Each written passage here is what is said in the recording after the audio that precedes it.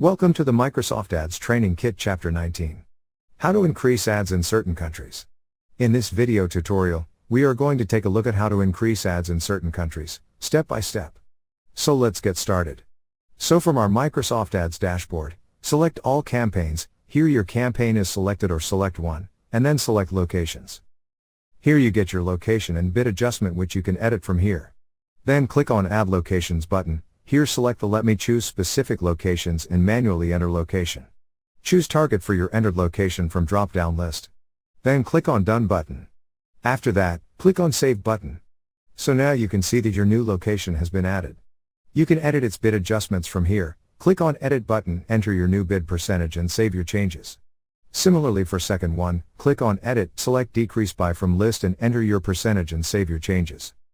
So this is how you can increase ads in certain countries. Thank you for watching. Please proceed to Chapter 20. Optimization Recommendations.